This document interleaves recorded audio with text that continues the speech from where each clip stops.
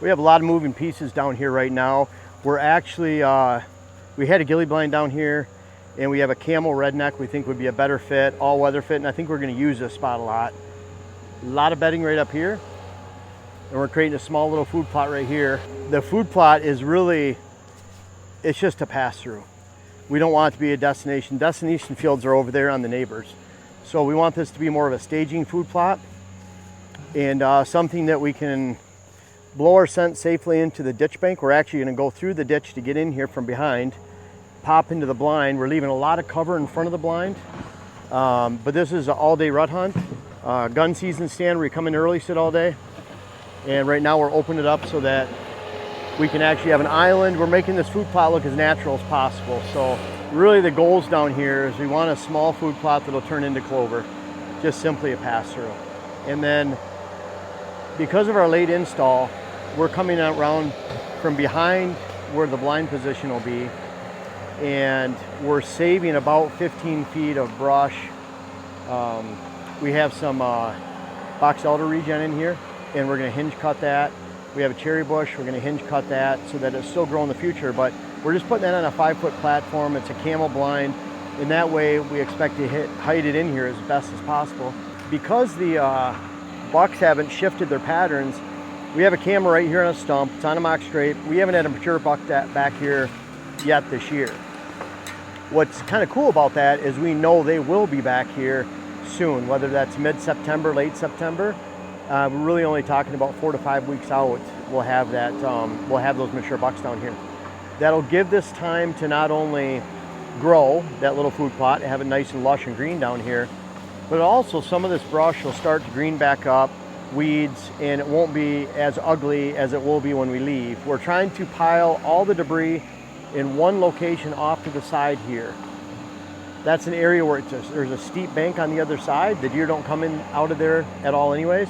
They come in and out right here. So they come along this trail, mock scrapes on the trail. So we really want this to be intimate. We have a small island that we're leaving of cover. Food plot will extend on the back side of this too. And it'll look really remote down here. It'll be cleaned up.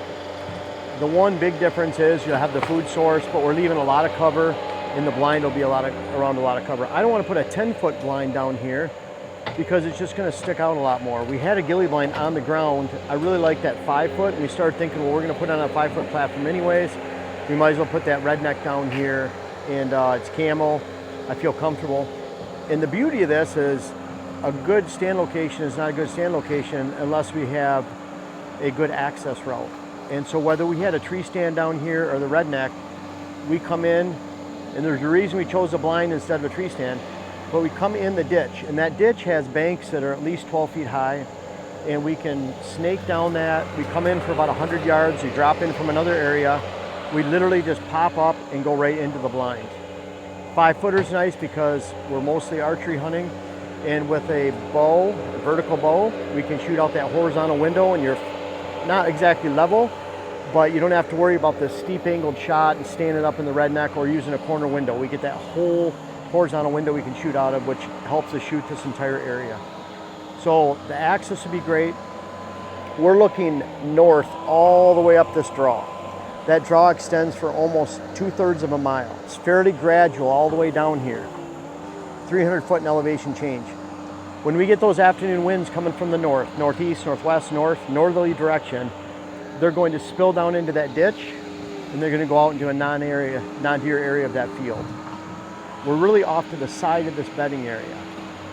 Morning, it would have to be the same thing. We can't have winds coming from here because they're going to tail back up into the bedding area. If we have winds coming from this direction, which is more east, northeast, they're going to tail back up that way, which is perfect. So we can use the thermals in the morning to tail back uphill if they're coming from over the hill this way. We could use straight north, northwest in the morning down here, and then afternoon, evening, it has to be something north. We can't use anything south down here. That's okay. We have another blind set up about 500 yards that way against a rock face, and we come in from a different direction. So we can get on either side of this great bedding area. We've probably cut at least 15 to 18 cuttings down here, extending almost that entire distance to the next blind. Very thick, holds some of the area's best bucks. We're just coming into the edge on a little food plot. And oh, by the way, this trail leads right over to a water hole we call the Cairn. Jen and I both shot really nice bucks from there, including my chance at LL Beams last year, a 6-year-old. And so really mock scrape, small hunting plot, water hole, and then they're heading off to the neighbors on their big food after dark. One more thing that we can use to control their daylight movement, keep them on our property just a little bit longer during the daylight. We're already holding them for 95% of the daylight up here. One more thing to close that gap to where they're spending almost all of daylight on our property and putting it all together that way. Jen, can you think of anything else that you can add? This has been a lot of debate as far as leave it as ghillie, redneck, camel redneck. I finally got Dylan on board. What about you? I'm excited. Does that mean you're okay with the choice, or? Fine with it, yeah. You sure? Yes. Okay. You don't look too enthused. I mean, you don't. I mean, like, I'm thinking, I'm a little worried. Is that, like, are you enthused or not? I am enthused. Okay. Like, jump up and down enthused? Green lanes and do a lot of other stuff. So we're lucky we have a little crew down here. We even have the guys from Tethered, Rob Mendoza, and then Dustin. Rob works for Tethered, and he is our team leader for team manager, whatever you call him, from Tethered. And we're here shooting some Tethered videos too, and just getting a lot done. So it's feeling good. Now we want to get one more look down here at this spot. Kind of we're actually getting germination of the food plot seed we put down here. We had the mock scrape set up, the camera. We know our winds to hunt down here. We know when we're going to be hunting. I know, Jen, all day rut or all day opening day gun season. Ooh. Northwesterly winds. You can make an argument for either one, I think. I know. I'm thinking, like, can you imagine, like, early November, right before gun season, there's some snow coming down. It's fairly windy up top, nice and quiet down here, and temperatures are dropping. Sounds like a nice spot. That would be a really good rut spot down here in the middle of nowhere, basically, next to giant bed. You'd have activity down here all day. Yeah. For sure. And we're finding deer there when we get their picture right over there. They're not even looking over here at the redneck. So it's funny how you put something like this in. You don't put it too high. You make sure you have brush around to get in front of it, and it really does blend it a lot more than you'd think. And we put a lot of resources and time to get down here. Like I said, we had small army helping us out. We appreciate all the help to everyone that was down here. And you know, fortunate to have friends that want to help out, and so we were real lucky. But it all came together. Now it's the waiting game, and when you have something like this set up, it really kind of sucks waiting. Yeah, it does. You know what's cool though is we get that camera and we can see this stuff starting to grow in. We can watch So it grow. and germinate. So we can at least watch the food plot grow and wait for that first mature buck picture down here and wondering who it is. And this is this type of spot we don't get down here very often. So we were considering, do we put this camera on picture only, or do we want to keep it on video still? I put it on picture only. You did? I did, okay. yeah.